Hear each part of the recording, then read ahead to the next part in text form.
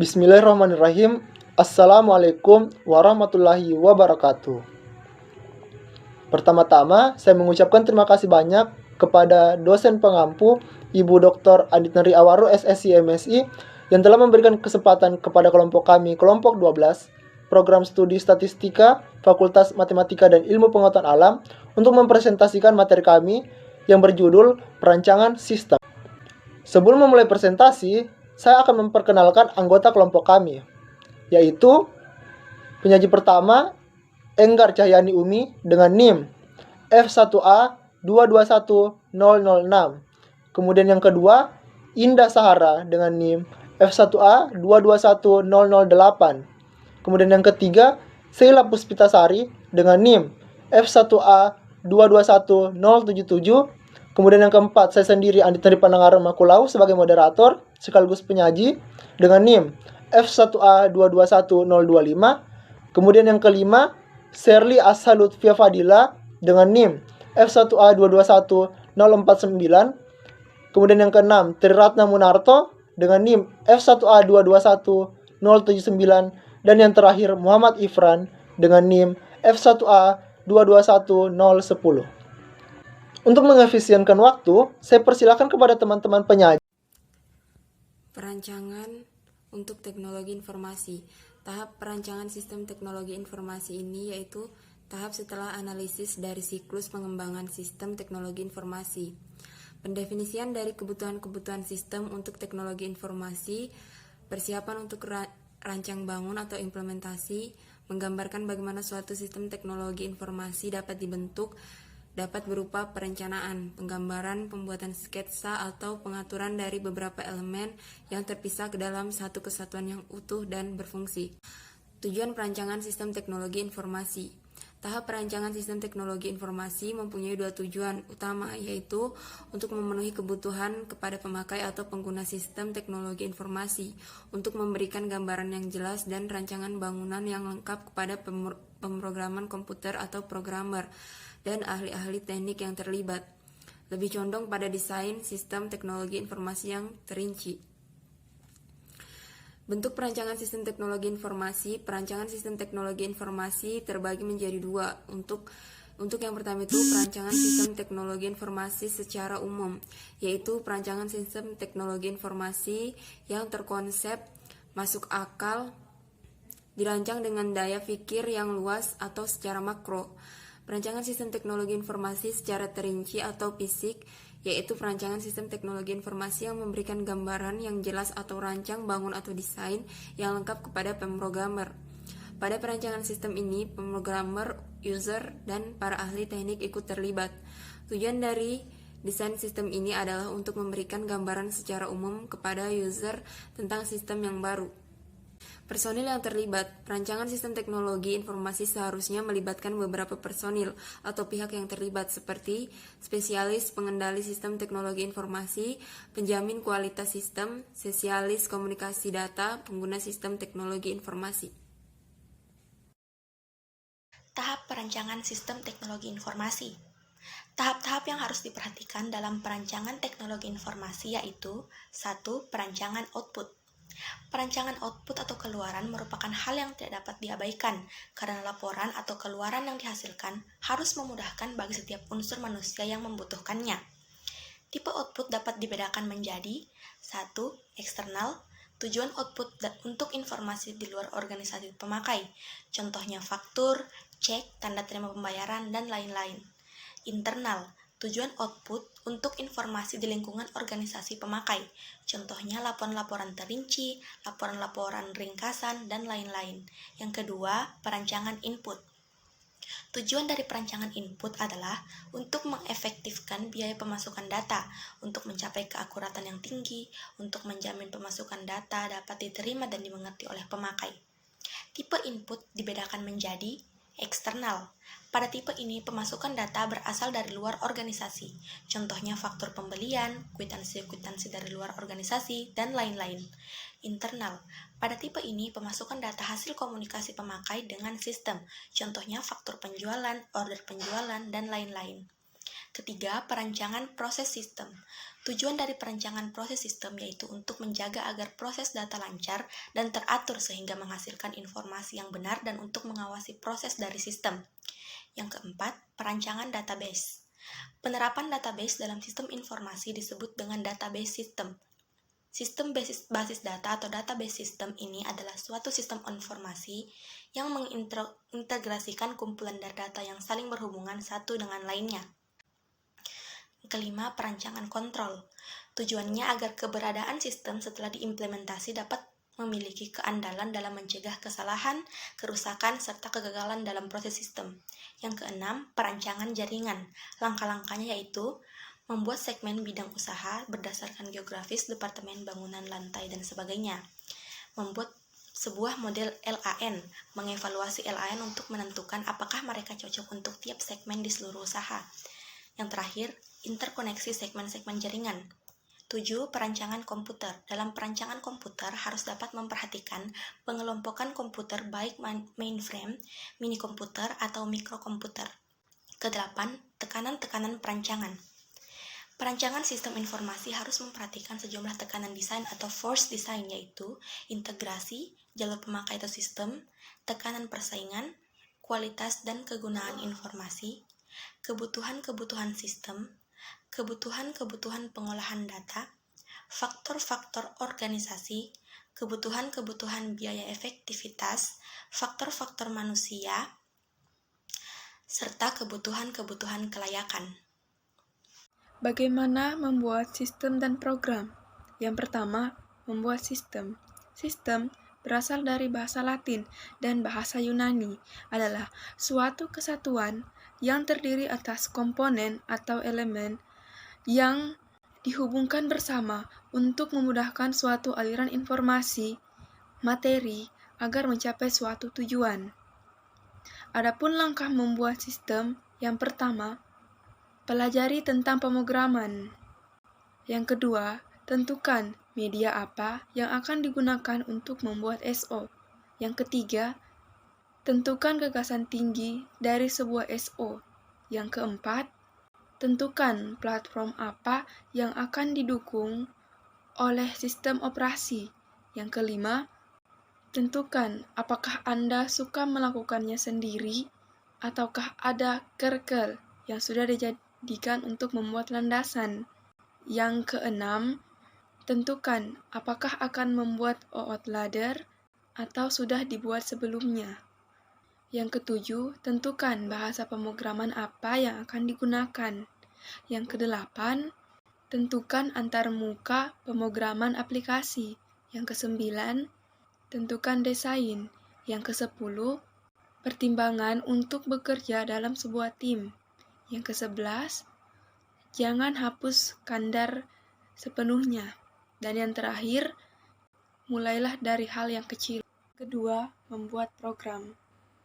Program adalah kumpulan-kumpulan instruksi dalam bentuk bahasa, kode skema, maupun bentuk yang lain, di mana apabila dijadikan satu dengan media yang bisa dibaca oleh komputer, akan mampu membuat komputer untuk bekerja dan melakukan fungsi khusus untuk persiapan dalam merancang instruksi. Adapun langkah-langkah membuat program ialah mencari ide. Yang pertama, ide. Yang kedua, periksa program lain. Yang ketiga, mulai dengan sederhana. Selanjutnya, mempelajari bahasa pemrograman. Yang pertama, unduh teks editor yang bagus. Yang kedua, pelajari bahasa pemrograman. Yang ketiga, unduh atau interpreter. Yang keempat, pelajari konsep dasar pemrograman. Yang kelima, cari buku mengenai bahasa pemrograman. Membuat prototipe program. Yang pertama, mulailah membuat program dasar. Yang kedua, bentuk sebuah tim. Yang ketiga, mulai kembali jika perlu. Yang keempat, beri komentar pada semua hal. Tahap alpha. Yang pertama, bentuk tim uji coba. Yang kedua, terus uji coba prototipe Anda. Yang ketiga, catat dan tangani BUG. Yang keempat, tambahkan fiturnya. Yang kelima, uji coba tiap fitur. Yang keenam, kunci atau finalisasi tur Anda. Tahap beta. Yang pertama, tingkatkan tim uji coba Anda. Yang kedua, uji coba konektivitas. Yang ketiga, poles dan rapikan program Anda. Yang keempat, terus mencari BUG. Yang kelima, pasarkan program Anda. Yang keenam, pasarkan pusat layanan. Yang ketujuh, beri komentar pada semua hal. Pengembangan sistem lifecycle atau SDLC. Apa itu SDLC? SDLC adalah kerangka kerja atau model manajemen proyek terstruktur yang menguraikan fase-fase yang diperlukan untuk membangun sistem teknologi informasi dari awal hingga hasil akhir. Manfaat SDLC. Yang pertama, dapat membantu perencanaan, estimasi, dan penjadwalan proyek dengan baik. Kemudian yang kedua, kontrol proyek dapat dilakukan dengan mudah. Yang ketiga, semua pemangku kepentingan dapat mengetahui bagaimana siklus pengembangan software secara transparan. Yang keempat, dapat mempercepat proses pengembangan software. Yang kelima, mengurangi resiko proyek. Yang keenam, dapat mengurangi biaya manajemen proyek dan biaya produksi. Ketujuh, meningkatkan hubungan yang baik dengan klien. Baik, selanjutnya tahapan SDLC. Yang pertama, planning. Planning adalah tahap perencanaan dalam mengidentifikasi dan menentukan skop atau ruang lingkup yang perlu dilakukan dalam proses pengembangan proyek. Pada tahap ini akan dilakukan Pada tahap ini akan dikumpulkan semua informasi yang dibutuhkan dalam proses pengembangan software dari para pemangku kepentingan. Setelah itu akan direncanakan struktur, time frame, budget, security, dan berbagai faktor lain yang dibutuhkan untuk pengembangan software. Yang kedua, analisis. Pada tahap analisis akan dianalisis kebutuhan fungsional sistem. Jadi, akan dicapai. Yang kedua, analisis. Pada tahap analisis akan dianalisis kebutuhan fungsional sistem. Jadi, akan dilakukan analisis untuk mengetahui mengenai masalah bisnis, target yang ingin dicapai, dan tujuan utama dari pengembangan software tersebut. Analisis ini diperlukan dalam tahapan SDLC agar produk nantinya akan memiliki hasil akhir yang sesuai dengan ekspektasi pengguna. Yang ketiga, desain. Menentukan rencana desain atau spesifikasi desain. Beberapa aspek desain yang akan ditentukan seperti yang pertama, arsitektur. Bahasa pemrograman yang akan digunakan, desain software secara keseluruhan, dan lain-lain. Kemudian yang kedua, ada user interface, yaitu mendefinisikan bagaimana cara user ketika berinteraksi dengan software, serta bagaimana cara software memberikan respon. Kemudian yang ketiga, platform. Platform tempat software dapat berjalan seperti Android, iOS, Linux, dan lain-lain. Kemudian yang selanjutnya ada security. Langkah-langkah untuk mengamankan software seperti enkripsi. Selanjutnya development. Dalam fase ini proses pengembangan software dimulai. Jadi tim pengembang akan mulai membangun seluruh sistem dengan menulis kode menggunakan bahasa pemrograman yang dipilih. Untuk pengerjaan proyek besar, proses pengembangan software biasanya akan dibagi menjadi beberapa unit atau modul, kemudian ditugaskan ke beberapa tim pengembang. Selanjutnya testing. Tahapan SDLC ini akan melibatkan para software quality assurance atau QA untuk melakukan pengujian pada sistem dan menilai apakah software dapat bekerja sesuai dengan fungsionalitas yang diharapkan. Tim QA akan menguji semua area software untuk memastikan bahwa sistem terbebas dari cacat, error, ataupun bug. Jika ternyata masalah ditemukan di dalam software yang dikembangkan, maka tim QA akan menginformasikannya dengan tim pengembang agar perbaikan dapat segera dilakukan. Proses ini berlanjut hingga software benar-benar terbebas dari bug, bekerja stabil dan berfungsi sesuai harapan. Selanjutnya, implementation dan release. Setelah fase pengujian perangkat lunak selesai dan tidak ada bug yang tersisa pada sistem, maka tahap implementasi dapat dimulai. Tujuan dari tahap ini adalah untuk mendeploy perangkat lunak ke lingkungan produksi sehingga user dapat mulai menggunakannya. Fase ini melibatkan penginstalan aktual dari sistem yang baru dikembangkan. Selanjutnya, maintenance. Di tahap ini, tim akan melakukan pemeliharaan sistem dan rutin, melakukan pembaruan agar kinerja software tetap dapat optimal. Biasanya, beberapa aktivitas maintenance yang dilakukan adalah yang pertama, perbaikan bug, yaitu perbaikan ketika ada masalah yang dilaporkan.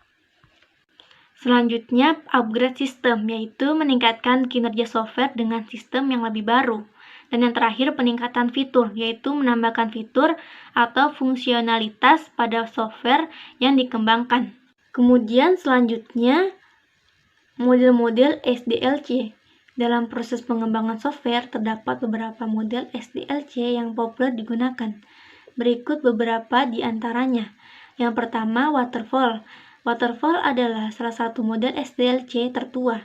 Kerangka kerja ini menekankan untuk terus maju dari satu tahap ke tahap berikutnya. Jadi, harus benar-benar menyelesaikan suatu tahap secara sepenuhnya sebelum melanjutkan ke tahap berikutnya.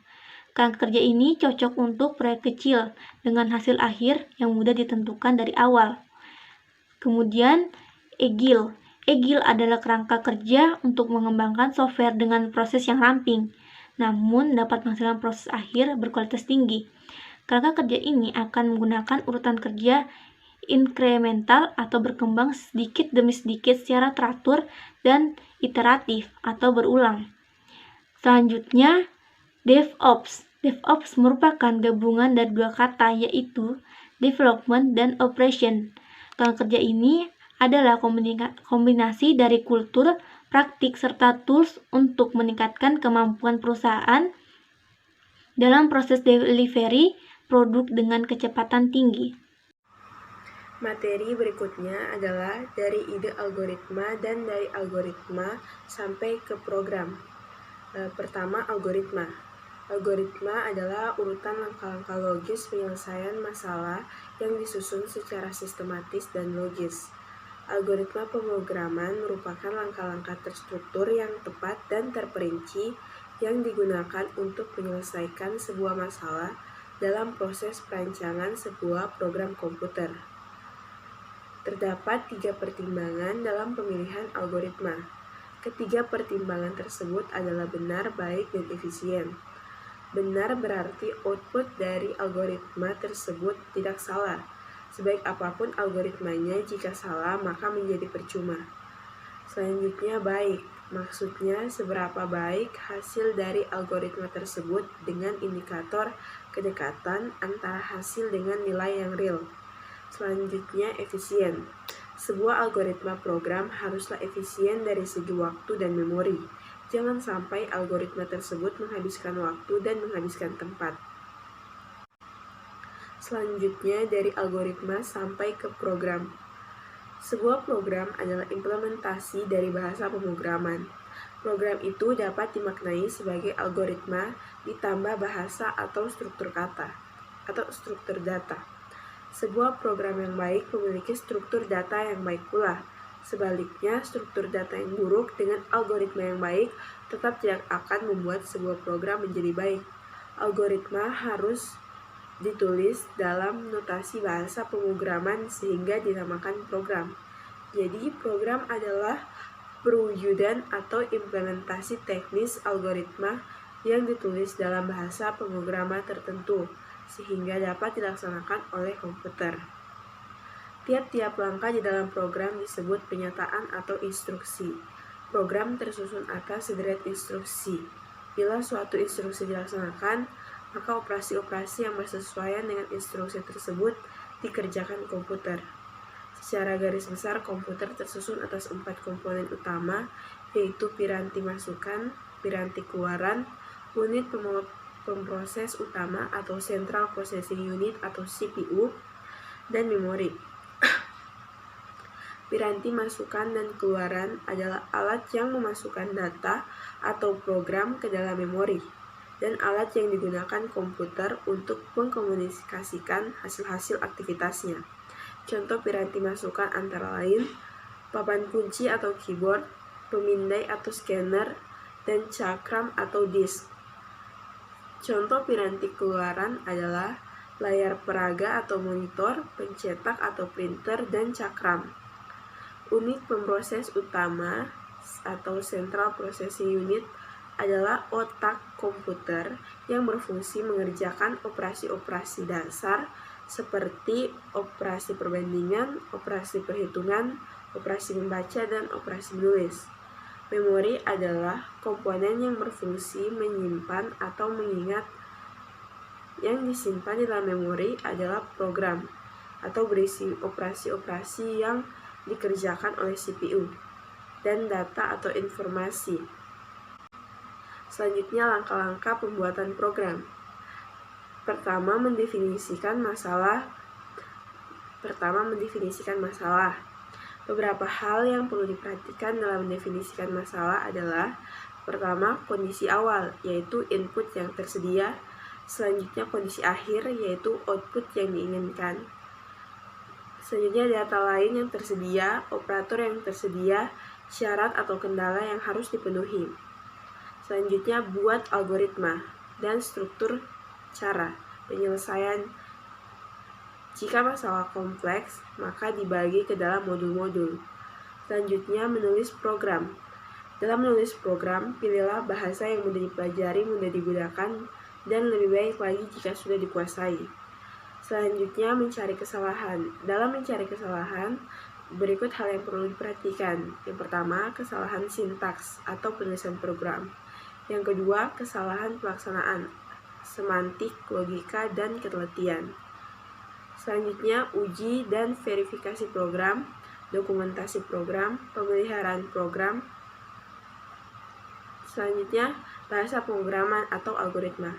Struktur penulisan algoritma. Setiap algoritma akan selalu terdiri dari 3 bagian, yaitu judul atau header. Judul adalah bagian teks algoritma yang digunakan sebagai tempat mendefinisikan nama dengan menentukan apakah teks tersebut adalah program, prosedur, atau fungsi. Selanjutnya, kamus. Kamus adalah bagian teks algoritma sebagai tempat untuk mendefinisikan nama tipe, nama konstanta, nama variabel, nama fungsi, atau nama prosedur. Selanjutnya, badan algoritma adalah bagian pada setiap proses computing atau perhitungan, penyeleksian, dan perulangan dilakukan. Selanjutnya ke materi berikutnya. Bahasa pemrograman dan metodologi. Bahasa pemrograman. Bahasa pemrograman yang berbeda mendukung gaya pemrograman yang berbeda atau disebut paradigma pemrograman. Pilihan bahasa yang digunakan adalah tunduk pada banyak pertimbangan seperti kebijakan perusahaan, kesesuaian untuk tugas, ketersediaan pihak ketiga paket, atau keinginan individunya. Idealnya, bahasa pemrograman yang paling cocok untuk tugas yang dihadapi akan dipilih. Trade-off dari ideal ini melibatkan cukup menemukan pemrogramer yang tahu bahasa untuk membangun sebuah tim, ketersediaan compiler untuk bahasa, dan efisiensi dengan pemrograman yang ditulis dalam bahasa tertentu seperti mengeksekusi. Metodologi. Langkah pertama dalam sebagian besar proyek-proyek pengembangan perangkat lunak formal adalah analisis persyaratan, diikuti dengan pengujian untuk menentukan model nilai, pelaksanaan, dan kegagalan penghapusan atau debug. Terdapat banyak pendekatan yang berbeda untuk masing-masing tugas. Salah satu pendekatan yang populer untuk analisis kebutuhan adalah kasus gunakan analisis. Teknik model populer meliputi Object Oriented Analysis dan Design atau OOAD dan Model Driven Architecture atau MDA. The Unified Modeling Language atau UML adalah sebuah notasi yang digunakan untuk kedua OOAD dan MDA. Teknik yang sama digunakan untuk desain database adalah Entity Relationship Modeling atau IR Modeling. Pelaksanaan teknik termasuk bahasa imperatif atau object oriented atau prosedural, fungsional bahasa, dan logika bahasa. Berdasarkan presentasi kami, dapat ditarik kesimpulan bahwa: pertama, pada perancangan untuk teknologi informasi, perlu diperhatikan mengenai tujuan, bentuk, personil, serta tahap perancangan sistem teknologi informasi. Kemudian yang kedua, membuat sistem dan membuat program. Perlu diperhatikan adalah langkah-langkah pembuatan program serta langkah-langkah pembuatan sistem. Yang ketiga, pengembangan sistem life cycle.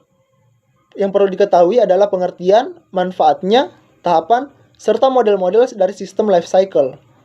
Untuk poin keempat, mengenai dari ide algoritma dan dari algoritma sampai ke pemrograman, di mana algoritma sendiri adalah urutan langkah-langkah logis, penyelesaian masalah yang disusun secara sistematis